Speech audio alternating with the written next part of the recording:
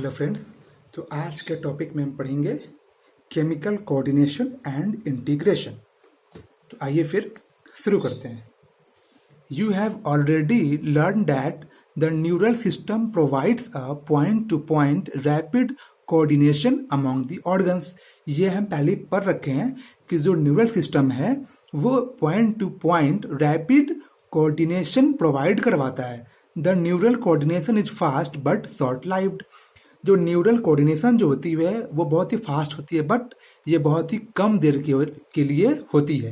As the nerve fibre do not innervate all cells of body and the cellular functions need to be continuously regulated. A special kind of coordination and integration has to be provided.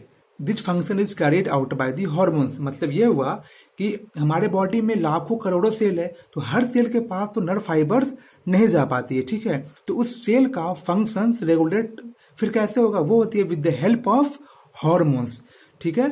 The neural system and the endocrine system jointly coordinate and regulate the physiological function in the body, ठीक है।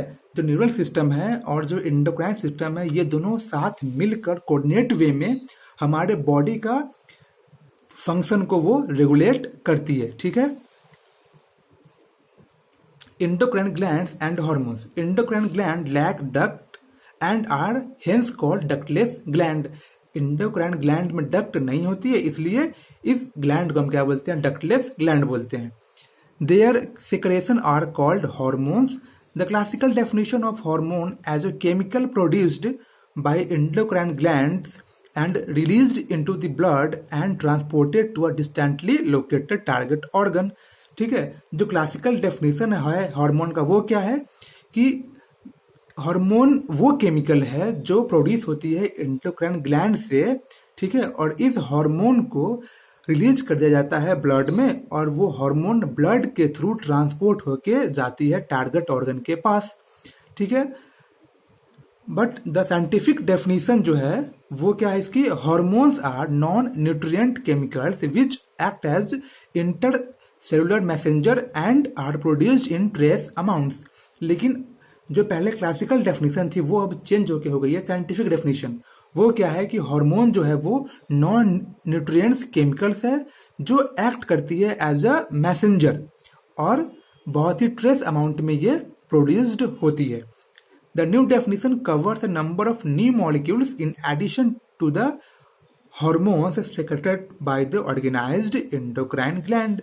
Invertebrates possess very simple endocrine system with few hormones, whereas a large number of chemicals act as hormones and provide coordination in the vertebrate. In vertebrate में क्या होता है कि जो endocrine system है ये बहुत ही सिंपल होती है और ये इसके पास बहुत ही कम हार्मोन्स होता है, ठीक है। जबकि वर्टिब्रेट के पास जो इंडोक्राइन सिस्टम है वो वेल डेवलप्ड होती है with large number of hormones, ठीक है। तो अब आइए शुरू करते हैं human endocrine system. The endocrine glands and hormone producing diffused tissue or cell located in different part of body constitute the endocrine system. Pituitary, pineal, thyroid, adrenal, pancreas, parathyroid, thymus and gonads are the organized endocrine bodies in our body, ठीक है। ये जो endocrine gland है या फिर hormone producing diffused tissue या cell ये क्या करती है, हार्मोन को प्रोड्यूस करती है, ठीक है। और ये हमारे बॉडी में डिफरेंट पार्ट पे पाई जाती है। जैसे कौन कौन सी आपको है, आपको हो गई पिट्यूटरी हो गई, पीनियल है, थायराइड है, एड्रेनल है, pancreas, parathyroid, thymus and gonads. और इस सबको हम क्या बोलते हैं, organized endocrine bodies in our body. तो ये एग्जाम में क्वेश्चन आ सकता है कि ऑर्गेनाइज्ड एंडोक्राइन बॉडी हमारे बॉडी में कौन कौन सी है, तो वो आपको हो जाएगी पिट्यूटरी, पीनियल, थायराइड और ये सब, ठीक है। In addition to those some other organs जैसे में gastro intestinal tract, liver, kidney, heart also produced hormone, ठीक है। इन लोग के अलावा भी जीआईटी, लीवर, किडनी, हार्ट, ये सब भी है जो प्रोड्यूस करती है hormones. A brief account of the structure and functions of all major endocrine gland and hypothalamus of women body is given in the following section. ठीक है, तो अब हम सबके बारे में पढ़ेंगे एक एक करके। सबसे फर्स्ट क्या है, hypothalamus. As you know, the hypothalamus is the basal part of diencephalon, ठीक है, forebrain, and it regulate a wide spectrum of body functions। ठीक है, ये हम पहले देख रखे हैं कि हाइपोथैलेमस जो है वो डायनसेफलॉन का बेसल पार्ट होता है। ठीक है, जो पार्ट आपको है फोर ब्रेन की। It regulates a wide spectrum of body function, मतलब ये हुआ कि ये बॉडी फंक्शन का बहुत सारा जो कंट्रोल करता है। ठीक है, it contains several group of neurosecretory cells called nuclei which produce hormones. मतलब ये हुआ कि हाइपोथैलेमस में बहुत सारा न्यूरोसेक्रेटरी सेल होता है जिसे हम क्या बोलते हैं, न्यूक्लियाई बोलते हैं। ठीक है, that produce the hormones. This hormones regulate the synthesis and secretion of pituitary hormone. ठीक है, और ये हार्मोन जो निकली है ये हार्मोन रेगुलेट करती है synthesis and secretion of pituitary hormones. ठीक है, तो ये एग्जाम में आ सकता है कि पिट्यूटरी हार्मोन का सिंथेसिस और सेक्रेशन कौन सा ऑर्गन जो है वो मेंटेन चाहे रेगुलेट करता है, तो वो आपको हो जाएगी हाइपोथैलेमस। ठीक है, however the hormones produced by hypothalamus are of two type: the releasing hormone which stimulates secretion of pituitary hormones and the inhibiting hormones which inhibit secretion of pituitary hormones। ठीक है, जो हार्मोन प्रोड्यूस्ड होगी hypothalamus के द्वारा वो होती है दो तरह की। एक वो जो स्टिमुलेट करेगी पिट्यूटरी हार्मोन के सेक्रेशन को, उसे हम लोग बोलते हैं रिलीजिंग हार्मोन, और दूसरी वो जो इनहिबिट करेगी पिट्यूटरी हार्मोन के सेक्रेशन को, उसे हम क्या बोलते हैं, इनहिबिटिंग हार्मोन बोलते हैं। ठीक है, जैसे में hypothalamic hormones called gonadotropin releasing hormone GnRH stimulate the pituitary synthesis and release of gonadotropin. तो ये बहुत इंपॉर्टेंट लाइन है कि वो हाइपोथैलेमिक हार्मोन जो आपको है GnRH, ये क्या करती है, स्टिमुलेट करती है पिट्यूटरी सिंथेसिस को एंड रिलीज ऑफ गोनाडोट्रोपिन को। मतलब ये हो गया, ये जो GnRH है ये आपको रिलीजिंग हार्मोन की तरह वर्क करती है पिट्यूटरी सिंथेसिस के लिए। ठीक है, and it also help in the release of gonadotropin. ठीक है, जैसे में आप हो गया LH एंड FSH।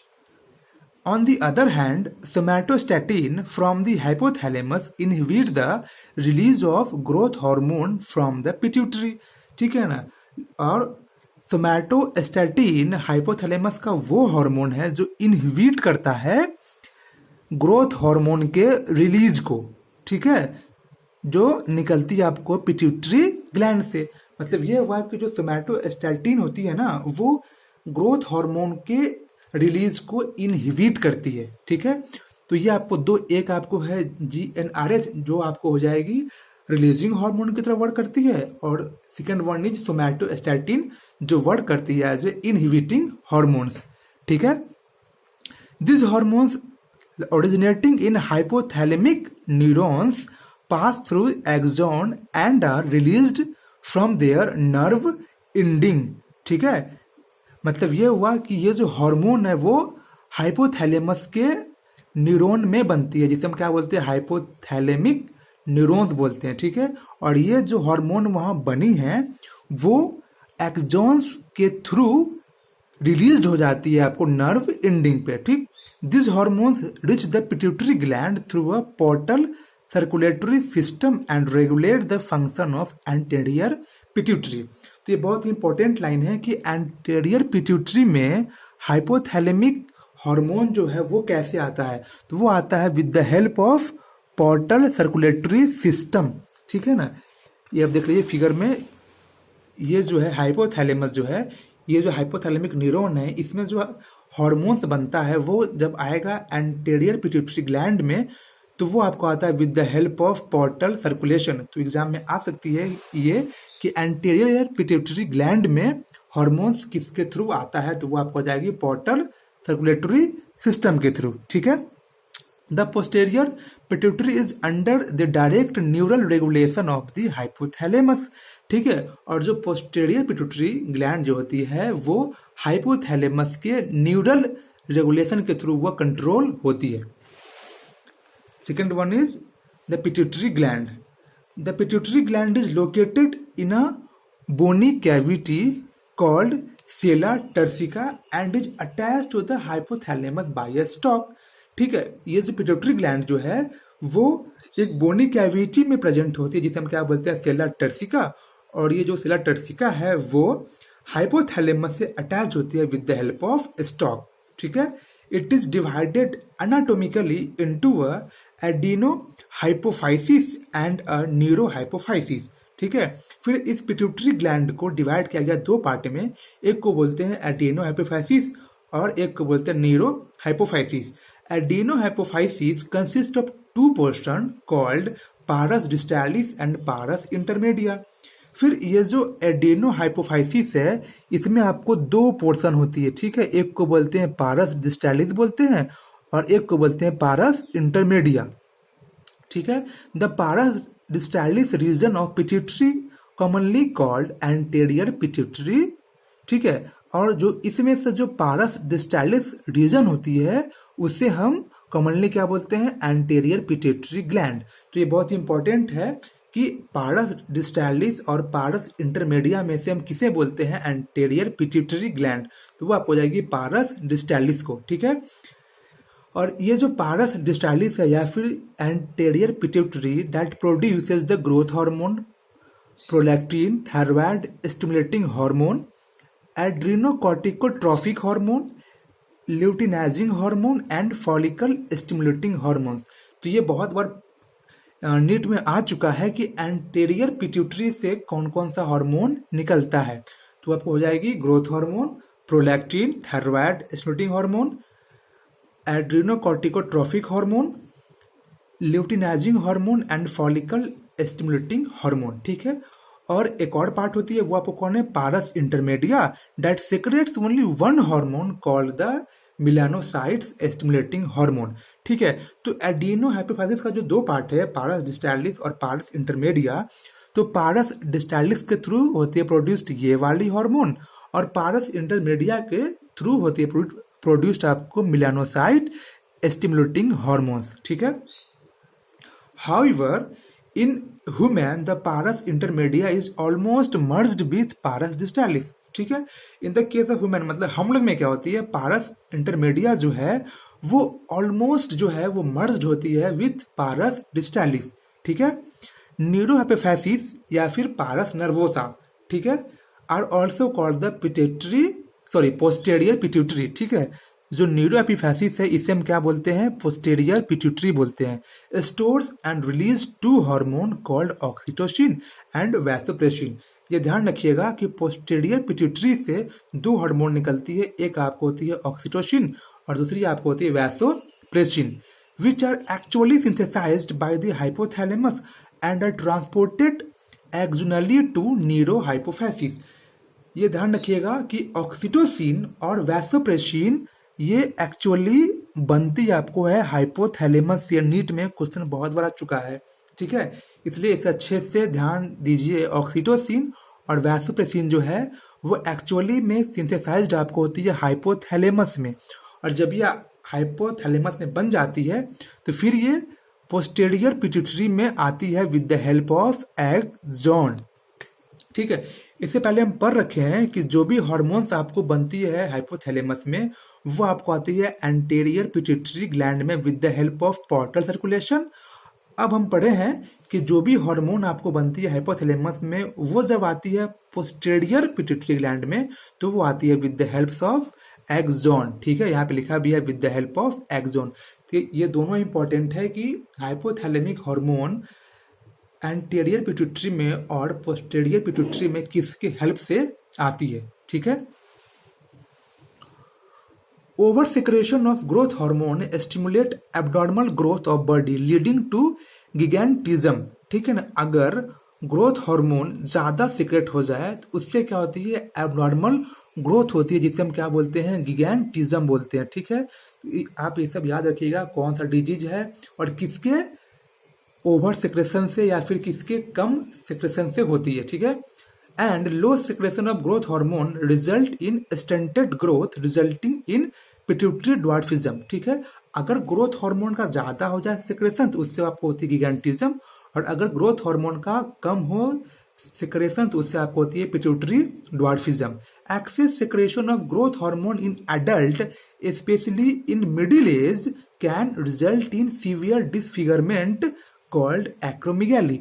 ठीक है ना, और अगर एडल्ट होने पे, ठीक है, excess secretion of growth hormone in adults, ध्यान रखिए एडल्ट्स में ये है, लिखा भी एडल्ट्स है, तो अगर एडल्ट्स में ग्रोथ हार्मोन का ज्यादा सिक्रेशन हो जाए तो उस कारण से बॉडी में डिसफिगरमेंट आ जाती है। ठीक है, मेनली कहाँ आपको आती है, फेस में। ठीक है, तो इस टाइप के डिजीज को हम क्या बोलते हैं, एक्रोमेगाली बोलते हैं। ये बहुत ही इंपॉर्टेंट है कि अगर एडल्ट में एक्सेस सिक्रेट आपको हो जाए ग्रोथ हार्मोन तो उस कारण से आपको होती है एक्रोमेगाली। ठीक है, और ये जो गिगैंटिज्म जो है ये मेनली आपको होती है इन्फेंट के एज में, तो ये ध्यान रखिएगा, इन्फेंट में आपको होती है गिगैंटिज्म और एडल्ट में आपको होती है एक्रोमेगाली, विच में leads to serious complication and pre mature death if unchecked. तो अगर मानिए किसी को एक्रोमेगाली हो गया, ठीक है, और अगर हम उससे पहले चेक नहीं कर पाए, ठीक है, तो उससे डेथ भी हो सकती है। The disease is hard to diagnose in the early stage and often goes undetected for many years until changes in external feature becomes noticeable. क्या होती है कि ये डिजीज जो है ये पहचानना बहुत ही मुश्किल होता है, क्योंकि ये लास्ट स्टेज में जाकर इसके सिम्टम जो है वो नोटिसेबल हो पाते हैं। ठीक, prolactin regulate the growth of memory gland and formation of milk in them. ठीक है ना, ये जो प्रोलैक्टिन जो है ये रेगुलेट करती है ग्रोथ ऑफ मेमोरी ग्लैंड, ये ध्यान रखिएगा, मेमोरी ग्लैंड का ग्रोथ करेगी आपको रेगुलेट प्रोलैक्टिन, और फॉर्मेशन ऑफ मिल्क भी करती है कौन, prolactin. TSH stimulate the synthesis and secretion of thyroid hormones from the thyroid gland. ACTH stimulate the synthesis and secretion of steroid hormone called glucocorticoids from the adrenal cortex। ठीक है, और ये जो आपको ACTH है वो स्टिमुलेट करती है सिंथेसिस एंड सेक्रेशन किसका, ग्लूकोकॉर्टिकॉइड्स का फ्रॉम द एड्रेनल कॉर्टेक्स। ये हम आगे पढ़ेंगे। LH and FSH stimulate gonadal activity and hence called the gonadotropin। ठीक है, in male LH stimulate the synthesis and secretion of hormone called androgens from testis। Male में क्या होती है, LH जो है वो स्टिमुलेट करती है synthesis and secretion of hormone जिसे हम बोलते हैं androgen. In male FSH and androgen regulate spermatogenesis, और मेल में क्या होती है FSH और जो एंड्रोजन है वो स्पर्मेटोजेनेसिस को रेगुलेट करती है। In female LH induces ovulation off fully mature follicles. ये इंपॉर्टेंट है, LH जो है वो इंड्यूस करती है ovulation off fully mature follicle का। ठीक है, and maintain the corpus luteum. ठीक है, तो जो LH जो है वो ओवल्यूशन करवाती है और कॉर्पस ल्यूटियम को मेंटेन भी रखती है, बहुत इंपॉर्टेंट सब है। Formed from the remnant of Graafian follicles. ठीक है,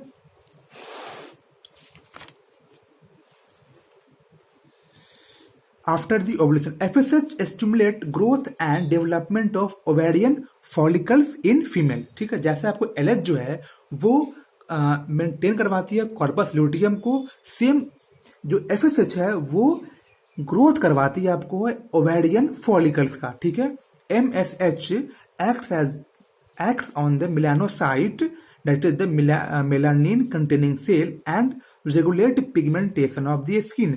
ये जो आपको MSH जो है ये एक्ट करती है मेलानोसाइट्स पर और रेगुलेट करेगी आपको पिगमेंटेशन ऑफ स्किन। ये सब ध्यान रखिएगा, जो भी काला होता है, जो भी गोरा होता है, वो होता है due to presence of MSH। ठीक है, oxytocin act on the smooth muscle of body and stimulate their contraction. ठीक है, ये भी इंपॉर्टेंट है कि ऑक्सीटोसिन जो है वो आपको एक्ट होती है स्मूथ मसल पे और स्टिमुलेट करती है कॉन्ट्रैक्शन को। In female it stimulate a vigorous contraction of uterus at the time of child birth. और जबकि फीमेल में जो है वो ऑक्सीटोसिन हेल्प करती है यूट्रस को कॉन्ट्रैक्ट करके चाइल्ड बर्थ में। ठीक है, एंड मिल्क इजेक्शन में भी आपको ये हेल्प करेगी। मतलब ये हुआ जो आपको ऑक्सीटोसिन है वो हेल्प करती है मिल्क इजेक्शन में, जबकि जो मतलब जो प्रोलैक्टिन है वो आपको हेल्प करती है मिल्क के फॉर्मेशन में। ठीक है, vasopressin act mainly at the kidney and stimulates resorption of water and electrolyte by the distal tubules and thereby reduces loss of water through urine। ठीक है, और ये जो वैसोप्रेसिन जो है वो एक्ट करती है किडनी पे और स्टिमुलेट करती है रीएब्जॉर्प्शन ऑफ वाटर, इसलिए हम लोग इसे बोलते हैं एंटी डायूरेटिक हॉर्मोन्स भी। ठीक, एन इम्पेयरमेंट अफेक्टिंग सिंथेसिस और release of ADH result in diminished ability of kidney to conserve water, leading to water loss and dehydration. This condition is called diabetes insipidus। और अगर ADH का secretion में कोई problem आ गई तो उससे क्या होता है कि हमारे बॉडी में वाटर की कमी आ जाती है, इससे हम क्या बोलते हैं डिहाइड्रेशन, और इस कंडीशन को हम लोग क्या बोलते हैं डायबिटीज इंसिपैडस। ठीक है, तो ये थी आपको पिट्यूटरी ग्लैंड और हाइपोथैलेमस के बारे में। ठीक है, थैंक यू।